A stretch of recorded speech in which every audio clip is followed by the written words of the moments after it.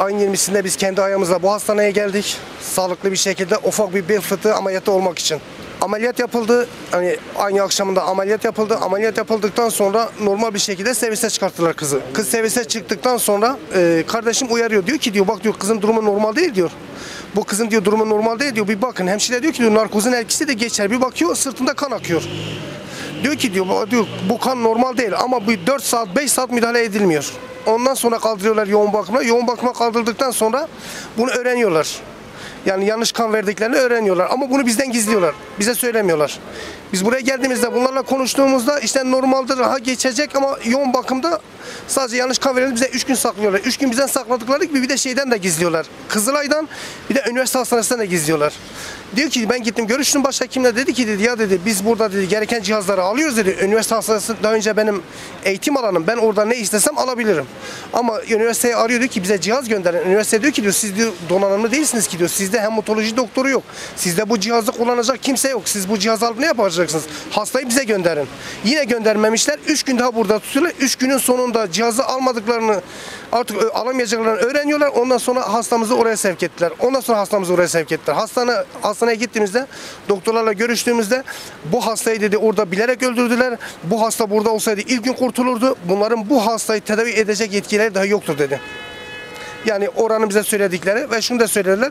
Dedi ki eğer bu hasta dedi burada olsaydı ilk günde aynı vakayı daha önce yaşadık dedi. Ambulansla yanlış kan verildi ve biz bu hastayı kurtardık. Ama bu hasta dedi artık ölmüş. Bu hastayı öldürdükten sonra bize gönderdiler. Sırf hasta orada kalmasın, orada ölürse sıkıntı yaşarlar diye hastayı bize gönderdiler. Yani hastamızı deney olarak kullanmışlar kendilerine 6 gün boyunca. Hastamızı öldürdükten sonra hastaneye sevk ettiler. Ve orada da dediler ki biz hani gerekeni yapacağız. Biz onlara söyledik burada. Dedik ki bak hastamız için ne gerekiyor? Başka bir hastane mi? Uçak ambulans mı? Ne gerekiyorsa biz yapacağız her şeyi. Yeter ki bize bir yolunu gösterin. Yok dedi biz burada her şeyi yapıyoruz. Ama bir de şey diyor bana diyor ki diyor bizde diyor hematoloji yok ama diyor ben diyor telefonla diyor Ankara'yı arıyorum diyor. Bizim oradaki üniversite hastanemizde diyor. Oradaki hastanede de diyor ben oradaki bir doktor arkadaşım bana yardımcı oluyor. Yani telefonla kızı tedavi etmeye çalışıyor. Ayın 20'sinde hastaneye gittik. Hastanede muayene oldum. Ayın 21'ine karar verildi ki ameliyat olacağına. Ayın 21'inde giriş yapıldı. Ayın 21'inde öğlenden sonra ameliyata alındı 4'te 10 kala. 4'te ameliyata alındı. 6.30'da ameliyat da çıktı. Doktor kendisi de geldi servise. 6.30'dan sonra hasta kendindeydi, şuuru yerindeydi. Kendine geliyordu. Narkoz etkisi biraz sonra geçer zaten. Doktorlar gittikten sonra bu bayağı ferahlaştı. Kanaması oldu. Yani bayağı rahatsızlandı. Ameliyat yeri değil dedi. Benim her yerim ağrıyor. Bir bel fıtığından ameliyat oldu. Öyle bir zor bir ameliyat da değildi. Çok kolay bir ameliyattı. Ameliyat sırasında meğerse 2 ünite kan veriliyor. Komple. Yanlış kan veriliyor. Zaten ameliyatta çıktığı zaman doktor bana sordu dedi. Böbreklerinde bir rahatsızlık var mı? Dedim yok. Meğerse orada zaten ameliyat sırasında bile kanama olmuş. Kendisi de görmüş zaten. Benim böbreklerinde herhangi bir sıkıntı yok.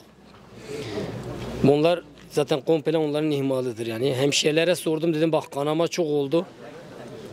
3 ünite doldu döktüler dedi normaldir. Bir türlü doktoru aramadılar. Hiç kimseyi aramadılar. Saat 11.30'a kadar. 11.30'dan sonra geldi bir tane doktor geldi nöbetçi doktor dedi acilen şeye alalım. Yoğun bakıma. Yoğun bakıma alındı. 3 gün boyunca bizde sakladılar. 4. günü öğlenden sonra biz öğrendik. Yanlış kan verildiğine dair. Biz gittik. Doktora söyledik. Başhekime söyledik. Dedi, bilgimiz de yok. Öyle bir şey yaptığına bizim bilgimiz yok. Kendi doktorumuza söyledik. Onu da çağırdı. Toplantı yapıldı. Dedi tam müdahaleleri yapıyoruz. Bilgimiz de yoktu. Yeni oldu.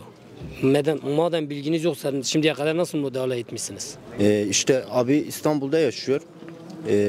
Yani çok ağır bir hastalığı yoktu. Fıtık ameliyatı olması gerekiyordu. İstanbul'da birkaç hastaneye götürüldü. İşte doktorlar da burayı tavsiye etmiş. Öncesinde ameliyat olduğu için bunun daha olumlu olacağını düşünüyordular. İşte getirdiler burada ameliyat ettiler. Ameliyat esnasında herhalde yanlış kan verilmiş. Kanı 0RH pozitif ama onlar ARH pozitif vermişler. O esnada işte yoğun bakımına kaldırılmış. Yani bunu bizim hoşumuza gitmeyen şey, hoşnut olmadığımız şey bunun örtbas edilmesidir. Yani doktorların etik, ahlaki olmayan şeyler söylemesidir bize. Biz bunlarda hiç hoşnut olmadık. Yani bunların örtbas ediyordular ama bizim yani sanki biz bilgisizmişiz gibi davranıyordular ama gün be gün doktorun kendi el yazısıyla raporlaştırdığı epikriz raporları vardır. Biz gidip bu epikriz raporlarını çıkarttığımız zaman hani doktor evet inkar ediyor, başhekim inkar ediyor ama raporlarda kendi el yazısıyla yazdıkları şeyler vardı işte. Bu hasta bugün biz bunu vermişiz, bu müdahaleyi yapmışız. Hasta bu sebeple yoğun bakımına kaldırılmış ama bize bunları söylemiyorlar. Ama bilgisayara raporlaştırdıkları şey bunlar. İşte üç gün hastanede kaldı. Bir sağlık çalışanının sayesinde öğrendik. Hemşire bizi aradı işte. Otopsiye götürmeseydik, üstünde durmasaydık bunlar zaten örtbas edecekti. O belliydi. İlk gün zaten öldüklerini söylediler. Biz gittik kendine gelmiş işte.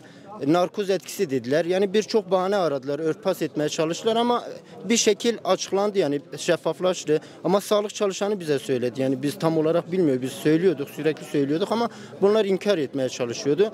Bir 6 gün yoğun bakımda kaldı işte. Herhalde hemolog doktorları olmadığı için sürekli kampüste kan şeylerinde bulunuyordular.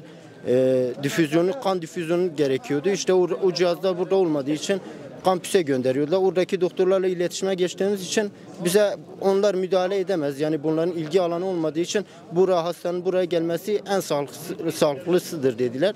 İşte biz de oraya götürdük. Yani bir 10 güne kadar kaldı. Fenalaştıktan sonra dünen bizi ortalamadı. Yani.